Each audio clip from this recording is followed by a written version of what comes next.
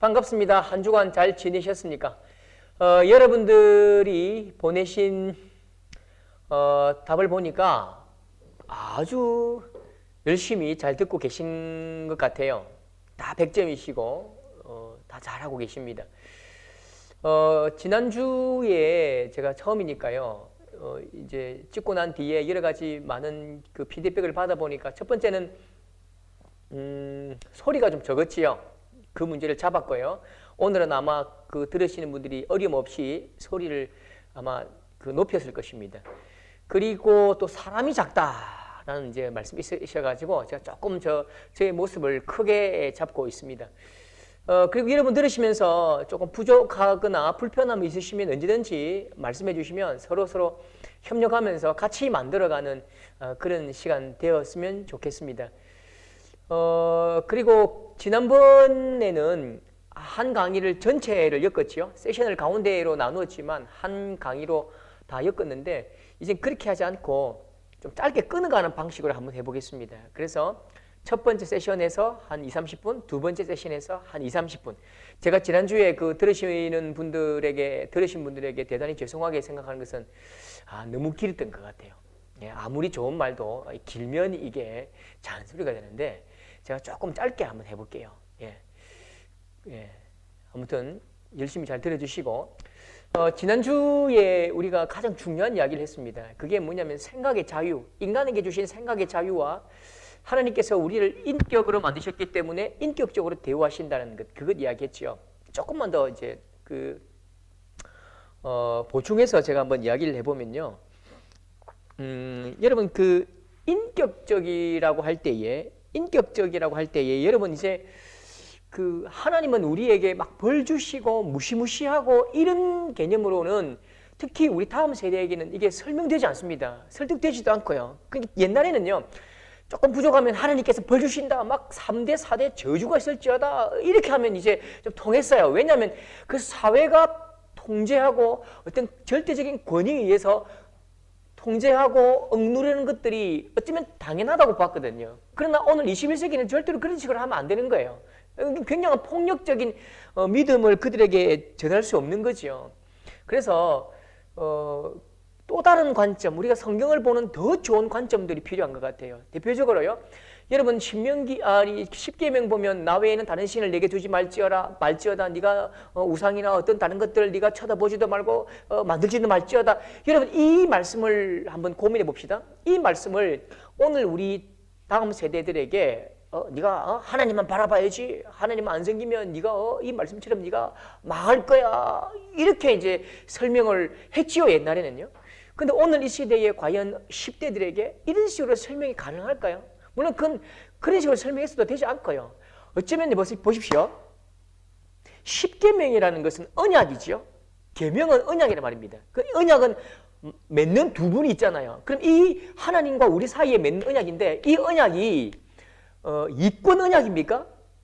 이익을 배경으로 동업하는 겁니까? 아닙니다. 하나님께서 맺으신 언약의 가장 중요한 핵심이 뭘까요? 그건 혼인 언약입니다. 혼인 언약 여러분 결혼해 보셨지요? 물론 안 해보신 분도 계시겠지만 혼인 서약을 어떻게 합니까? 주례자가 신랑 누구누구는 신부 누구누구 씨를 죽을 때까지 사랑하며 검은 머리 팥불이 되도록 사랑할 것이며 정조를 지키고 대의를 다하고 하겠느냐라고 하죠. 그러면 신랑은요. 생각 좀 해봐야 되겠는데요. 그런 신랑 봤습니까? 아니면 에이 인생 조졌네. 뭐 그러지 뭐. 그렇게 합니까? 아니잖아요. 예! 그렇게 하잖아요. 여러분 이게 근데 그 신랑이요. 이제 아마 신혼여행을 갔을 거예요. 그죠? 가서 이제 밤에 이제 촛불을 켜놓고 이제 향기초를 켜겠죠? 불을 은은하게 밝히고 이제 아내가 그렇게 묻습니다. 오빠 나만 사랑해야 돼? 나만 사랑해야 돼? 이렇게 할 때 야 어떻게 니는 그렇게 야마리가 없냐? 왜 니는 니 생각만 하냐? 수많은 여성들이 있는데 왜 내가 니만 바라보냐? 그렇게 하는 사람이 어디 있습니까? 그렇지 않아요.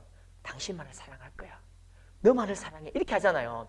여러분 이게 혼인사역이기 때문에 인격이신 하나님께서 우리에게 말씀하시는 거예요. 어떻게 말씀하신다고요?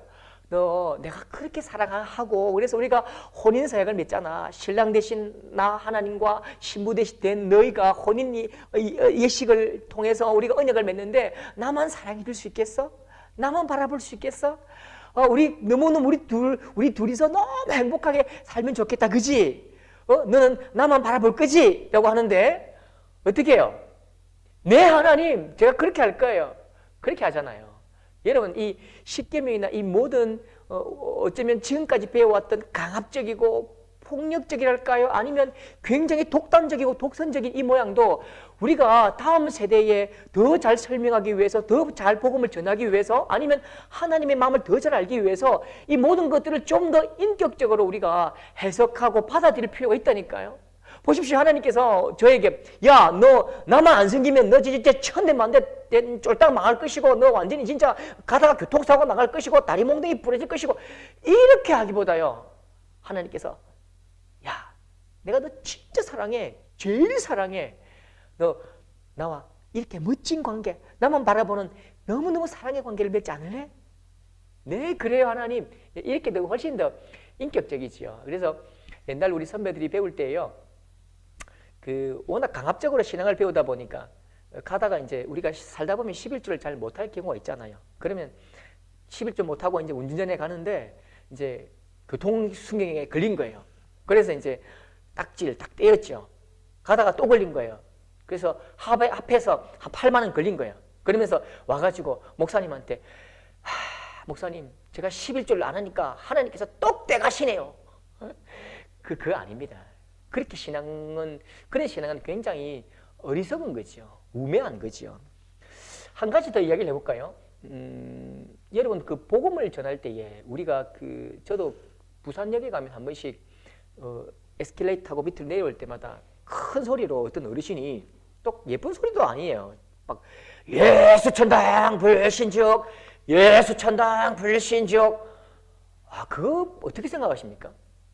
옛날에는 그런 분도 많았어요. 버스 타고 아니면 지하철 타고도요. 지하철도 요즘 있는 것 같아요. 서울에. 예수 믿읍시다. 예수 천당 불신지요. 여러분 이게 어떻게 느껴지십니까? 예수 천당 불신지옥은요. 이게 진리는 아닙니다. 진리의 파편이라고 합니다. 예수 천당 불신지옥, 예수님을 믿으면 우리가 천국 백성이 되고 안 믿으면 지옥 백성, 굉장히 설명이 많은데 그걸 압축해 놓은 거지요. 근데 여러분 이렇게 진리가 파편화되는 시기가 있어요. 진리가 파편화되는 시기가 어떤 시기냐면 굉장히 상황이 급박하거나 전쟁이나 기근이나 너무너무 고통스러운 상황이 그 민족에게 그 나라에 닥칠 때에 이 진리가 파편화되는 경향이 있습니다. 대표적으로 여러분 다른 종교 한번 이야기해 볼게요. 궁예가 왕건이라는 드라마 봤잖아요. 어떻게 말합니까? 탁 눈을 가리고 나서 모든 중생들은 이렇게 외쳐야 할 것이요 하면서 옴마니 밤매홈 옴마니 밤매홈을 외치라고 하죠. 또 불교에서도 나무아미타불 관세음보살만 이렇게 외치라고 이야기를 하고, 또 티베트 불교는 이 흔드는 게 아이고야 기억이 안 나는데요.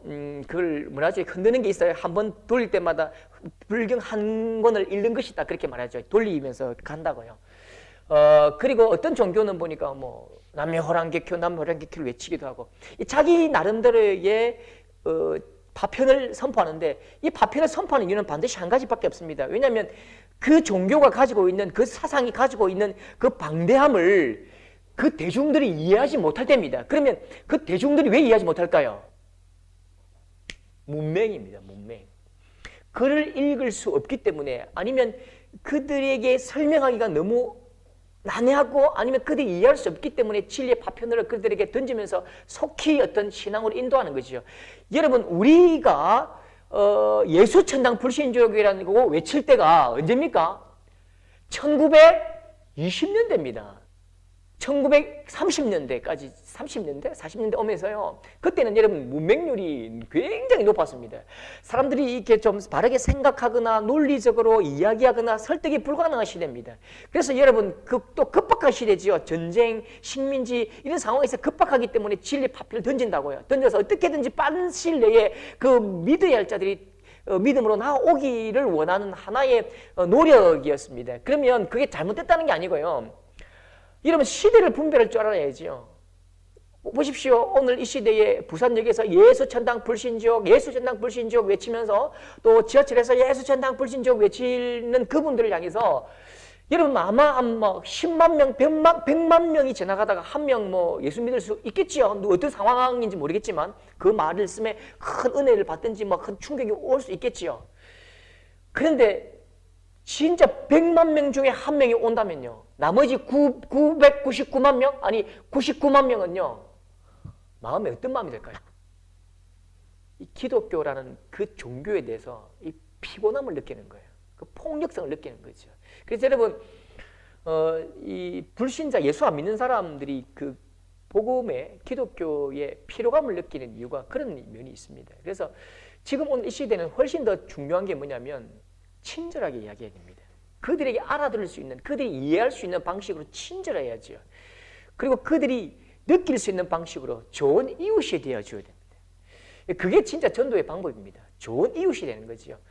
그래서 우리가 살아가는 이 모습들이 복음을 전하거나 신앙을 전하는, 신앙을 전수하는, 가르치는 모습들이 폭력적이어서는 지금은 되지 않는 거예요.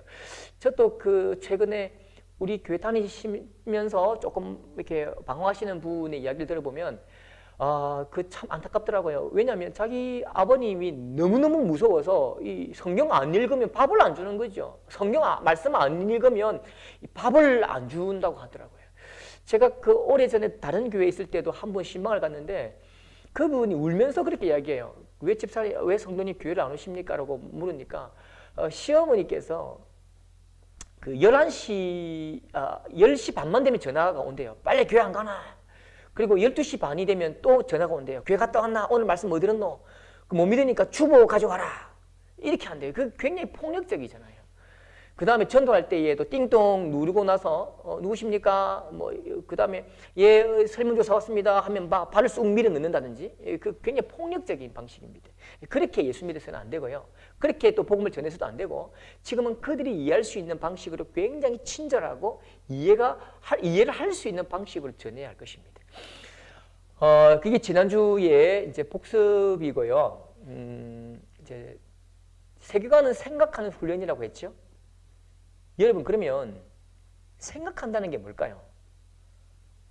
생각하는 게 뭐죠?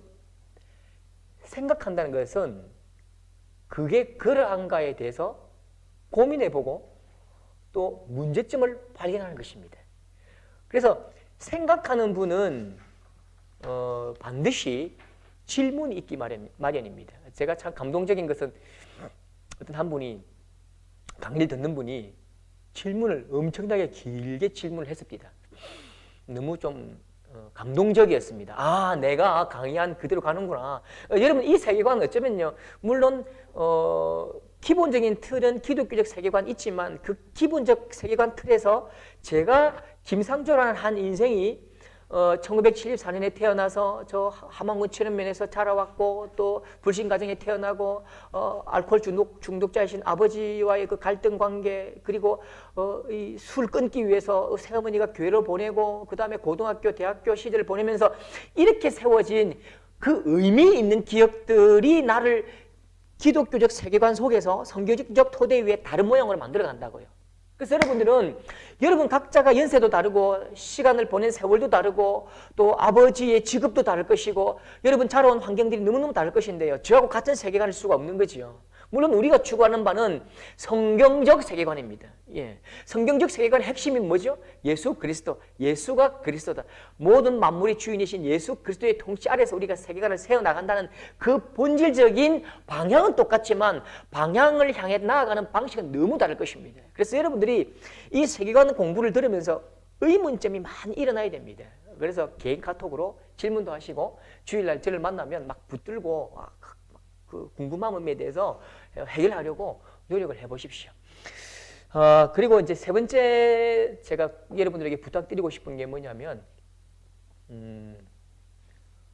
세계관 공부는 언어를 공부하는 것입니다. 여러분, 이게 무슨 말이냐면, 우리가 머릿속에 많은 생각들이 있고, 이 생각들이 어떤 큰 사상으로, 생각의 덩어리로 이렇게 우리가 말할 수 있고 생각할 수 있는 이 덩어리가 있잖아요. 여러분, 이게 그러면 어떻게 전달되고 어떻게 내 기억 속에 오래 보존될까요? 그건요, 언어입니다. 언어. 하나의 언어로 그 생각을 담아내는 거죠. 그래서 언어를 잘 알지 못하면, 언어가 박하면 여러분 생각이 박하고 이야기하는 구조가 굉장히 빈약해지는 거죠. 언어가 빈약한 사람들끼리 만나면 싸움이 일어납니다. 왜냐하면 이해의 폭이 좁기 때문이죠. 그래서 여러분, 이 언어라고 말할 때에 하나의 용어일 수 있거든요. 그래서 세계관을 공부할 때에 하나하나의 용어를 이해하신 후에 암기하시는 것이 굉장히 중요합니다. 그래서 여러분 잘 하나하나의 언어를 잘 이해하시고 또 머릿속에 잘 이렇게 새겨 넣으셔서 좀 더 복 있는 굉장히 풍성한 세계관 공부가 되었으면 좋겠습니다. 예. 그러면 이제 오늘 두 번째 시간인데, 역사관에 대해서 한번 이야기를 해볼게요. 우리가 한 시간을 살아갑니다. 그죠? 한 시간을 살아가면서 어딘지 모르게 우리가 죽음 아니면 우리 속에 있는 내 호흡이 끝나는 그날까지 그냥 살아가거든요. 뚜벅뚜벅 살아가는데, 이 살아가는 날들에 대한 이해, 우리가 살아가는 이 전체적인 날들에 대한 이해가 굉장히 중요합니다. 여러분, 이 이해에 따라서 우리의 신앙과 생각과 종교와 이 문화와 삶의 태도가 바뀌는 거거든요. 그러면 여러분, 첫 번째로 여러분 책을 잘 보시면 됩니다. 혹시 이 내용도 보시고 책을 보시면 순환적 역사관이 있습니다. 순환적 역사관이 뭘까요? 이 땅은 계속 돌고 돈다는 거죠. 계속 돌고 돈다. 윤회 사상 아시죠? 힌두교, 불교가 가지고 있는 윤회 사상인데, 오늘 나는 100년 전에 어떤 사람이었고, 또 나는 또 몇 년 전, 20년, 30년, 100년 전에 또 어떤 사람일 것이고, 그래서 오늘 내가 어떻게 살아가느냐에 따라서 내가 무엇이 되기도 하고 또 더 좋은 곳, 더 나은 방향으로 살아갈 것이기도 하다는 거죠. 여러분, 이 순환적 역사관을요, 장점이 있어요. 지금 밑에 보시면, 그림을 보시면, 윤회를 부정하는 것은 인과응보의 원인과 결과의 인과법칙을 부정하는 것이다. 인과법칙을 부정하게 되면 인간이 도덕적 행위를 해야 하는 근거가 무너진다. 이게 이제 순환적 역사관, 인과응보, 윤회사상을 강조하는 분들의 특징이고 또 주장이죠. 사실 굉장히 맞는 말인 것 같아요. 생각해 보십시오. 내가 열심히 살아야 될 이유가 뭐냐? 내가 여기서 도덕적으로 잘 살아야 다음 세대에 더 잘 살 수 있는 거죠. 내가 오늘을 또 열심히 살아야 내가 오늘 좀 이렇게 좀 힘들지만 내가 좀 잘 견뎌야 하는 이유가 뭘까요? 과거 나의 잘못의 그 탓이기 때문에, 결과기 때문에 당연히 잘 견뎌야죠. 그렇기 때문에 여러분, 인과응보, 원인과 결과, 인과의 법칙에 의해서 여러분 움직이 간다는 거죠. 여러분, 이게 불교적 세계관도 같은데요. 조금 다른 면도 있습니다만, 그 다음에 우리 불교 이야기를 할 때 합시다. 그러면 여러분, 이걸요, 불교를 믿는 분에게 이렇게 한번 제가 물은 적이 있습니다. 만약에 온 우주의 이 모든 인류가 아니면 생물이 그렇게 순환에 따라서 돌고 한다면, 그 목적지도 없이 돈다면, 이건 돈다는 건 에너지잖아요. 돈다는 것은 힘이잖아요. 그러면 이 에너지 돌리고 있는 이 힘이 뭐냐고 제가 물었거든요. 그러니까 그분이 석가모니께서 그렇게 하신다고 하시더라고. 제가 그건 아닌 것 같아요. 왜냐하면 제가 뭐 다른 종교를 탓하는 건 아니고요. 이 윤회 사상은 석가모니 이전에도 있었습니다. 여러분, 이건 석가모니 이전에도 있었고, 그 오래전부터 이건 힌두교, 인도의 사상이 그대로 전수되어 오는 거죠.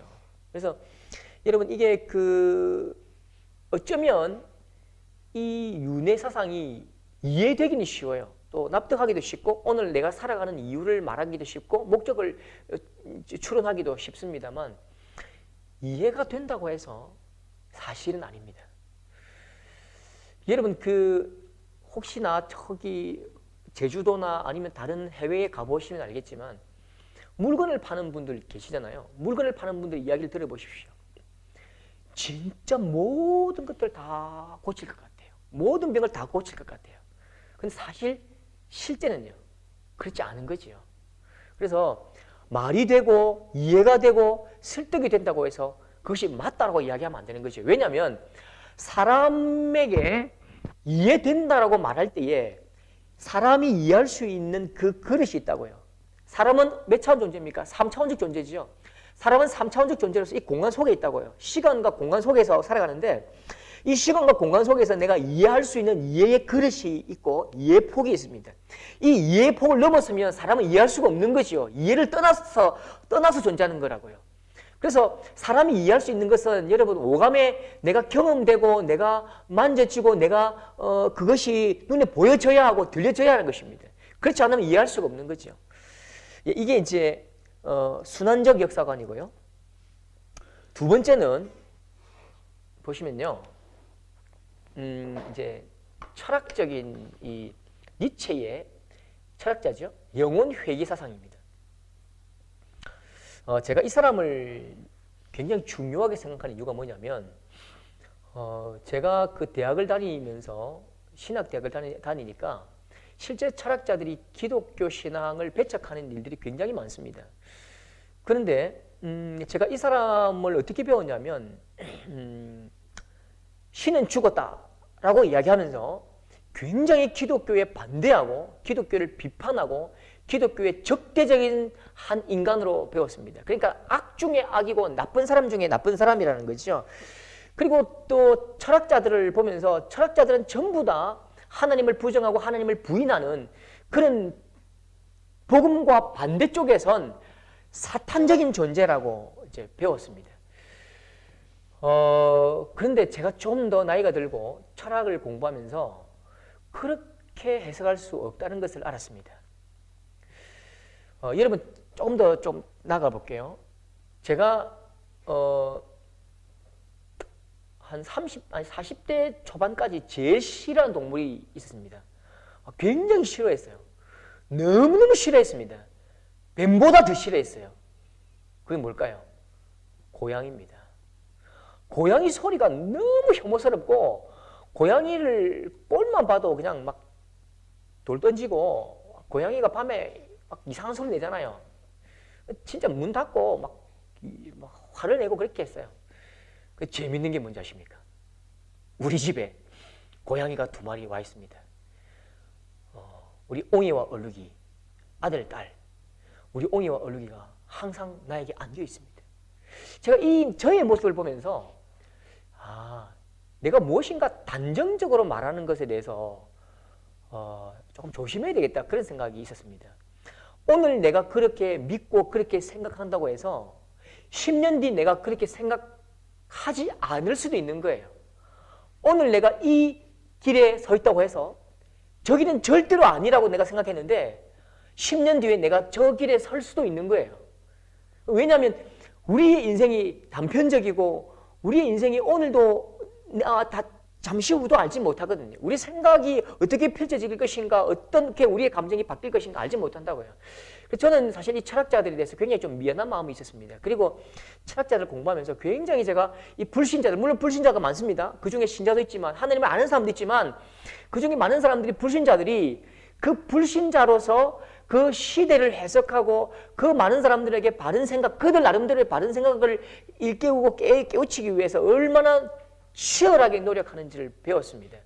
제가 이 니체를 보면서 니체를 조금 공부하면서 니체가 그렇게 말해요. 기독교인들을 대하면서 이분이 목사집 아들이고 목사가 되기 위해서 공부했던 분인데 이분이 이렇게 말합니다. 기독교인들을 향해서요. 제가 그 한마디가 굉장히 충격적이었습니다. 기독교인들은 하늘만 바라보다가 대지를 더럽힌 자들이다. 그렇게 말합니다. 하늘만 바라보다가 대지를 더럽힌 자들이다. 이 무슨 말이냐면 기독교인들은 항상 여기는 내 집 아니네, 올라가 올라가 그렇게 한대요. 이 땅에 있는, 이 땅에 살아가는 그 자신의 삶을 긍정하지 못하고 내가 살아가는 이 삶을 열망 있게 치열하게 살지 못하고 내가 이렇게 힘들게 살아가는 것은 다 이 땅이 문제가 있고 이 땅이 더럽고 이 땅에 악이 만연하기 때문에 그렇다고. 그래서 나는 열심히 기도하고 열심히 찬송하고 열심히 예배함으로 하늘만 바라보길 것이다. 이 땅은 다 태워져 타버릴 것이다. 그렇게 한다는 거죠. 그래서 니체는요, 이 기독교는 보니까 플라톤주의의 대중화에 불과하다. 여러분, 이 플라톤주의가 뭘까요? 니체가 볼 때의 이 기독교는 플라톤주의의 대중화된 플라톤주의에 불과하다는 거죠. 그래서 신은 죽었다라고 이야기하면서요, 이 신이 떠나버려야 너희들에게 그렇게 하늘의 안락함과 하늘의 어떤 천국을 약속한 그 신이 죽어버려야 너희들이 진짜 바른 삶, 인간의 삶을 살 수 있다고 신은 죽었다고 신의 종말을 선언하는 거죠. 여러분, 이게 잘 보십시오. 여러분 보시면 이게 그 다빈치 코드라는 영화를 보시고 책을 보시면 한 좀 악인이 그렇게 말합니다. 채찍을 들고요. 내 육신을 벌하노라 하고 채찍을 가지고 자기 몸을 막 칩니다. 피가 나도록 칩니다. 근데 이게 사실은 영화의 이야기가 아닙니다. 중세시대에 그 모든 대륙, 모든 제국이 하나님을 섬기던 그 대륙에 많은 사람들이 그렇게 해왔습니다. 어떤 생각을 해왔냐면 육신은 악하고 영은 선하다고 생각한 거죠. 여러분, 이게 복음적입니까? 여러분, 이거 플라톤주의가 맞아요. 복음은 뭐죠? 육신도 선한 것입니다. 영혼도 선한 것입니다. 예수 그리스도 안에서 선한 거지요. 제가 우리 그 선배가 안동 첫 시골에 이제 목회를 하러 갔는데 이 형님의 이야기를 듣고 제가 얼마나 웃겼는지 모르겠습니다. 이제 그 선배 형님이 1층에 본당을 세우잖아요. 그럼 2층에 건물을 올릴 거잖아요. 3층도 올리고요. 그런데 이제 여성들의 기관 모임들을 위해서, 어린 아이들의 모임을 위해서 본당 위에 건물 교육관에다가 본당 위에 화장실을 이제 만드는 거죠. 그런데 연세가 높으신 분들이 막 분개하더래요. 재짓게 하는데 이게 말이 됩니까? 이게 말이 되냐고? 어떻게 이렇게 불충하게 이렇게 막 모독하는 일, 하나님을 모독하는 일을 하냐고. 이게 왜 화장실을 3층에 세우는 것이 왜 이게 하나님을 모독하는 일인가? 하고 이제 여쭈었대요. 아니 집사님 왜 그러십니까? 그분이 너무 눈물을 글썽이면서 이렇게 말하더래요. 하나님을 예배하는 그 거룩한 성전 위에서 똥 싸고 오줌 싸는 게 그게 말이 됩니까? 예, 결국 화장실을 밖으로 뺐습니다. 그게 나쁘다는 건 아니고요. 이제 그렇게 그분들이 배우신 거죠. 그러니까 하나님을 예배하는 성전 위에 화장실을 세우고 예배하는 위에서 볼일을 보는 그게 그러니까 예배하는 건 선하고 화장실에서 대변 소변을 보는 건 더럽다 악하다 뭐 이런 느낌인 것 같아요. 그거 아니죠.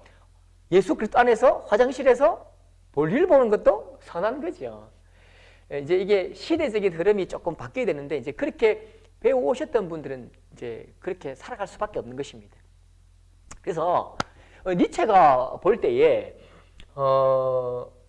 이게 하나님께서 주시는 그 천국이라는 개념을 가지고는 인간은 끝없이 항상 하늘만 바라보는 거죠.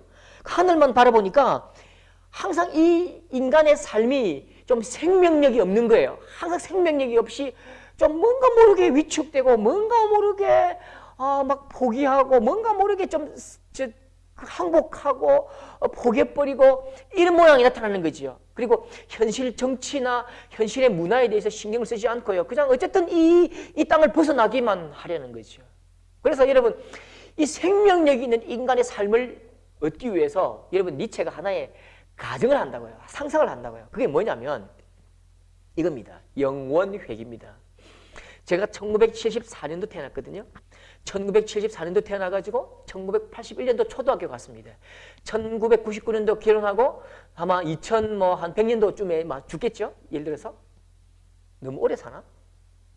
좀 삽시다. 예, 좀 살게요. 예.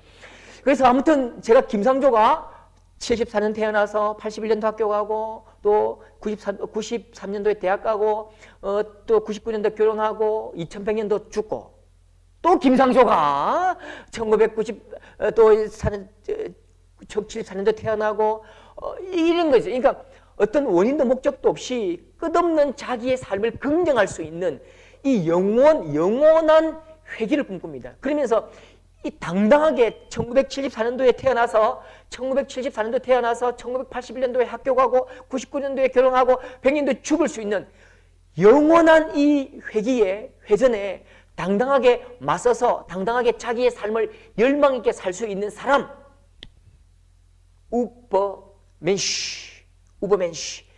슈퍼맨 아닌데요. 어떤 철인 아니면 굉장한 인간의 극도로 신적인 인간을 상정한다고요. 그러면서 이렇게 이야기합니다. 아모르 파티. 네 운명을 사랑하라. 네가 가지고 있는 이 운명을 네가 사랑하라. 그렇게 이제 주장을 하는 거죠. 그래서 여러분 어쩌면요, 저는 그 기독교를 방해하는 많은 분들이 물론 그 의도와 행위는 악합니다. 그런데 그 기독교를 방해하고 비판하는 많은 생각들이 어디에서 나왔을까요?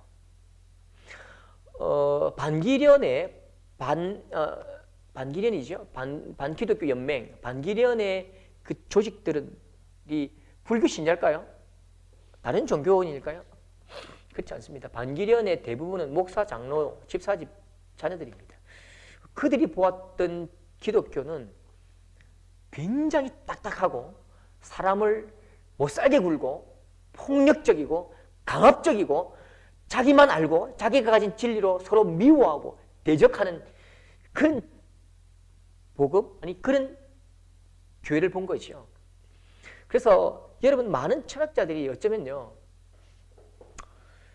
사람의 생각을 마음껏 발산하면서 이 교회에 대해서 적대적일 수밖에 없는 이유가, 여러분 우리가 중세 천년이라는 거대한 세월 가운데 우리가 생각의 자유를 많이 제약해버렸거든요. 생각의 자유뿐 아니죠.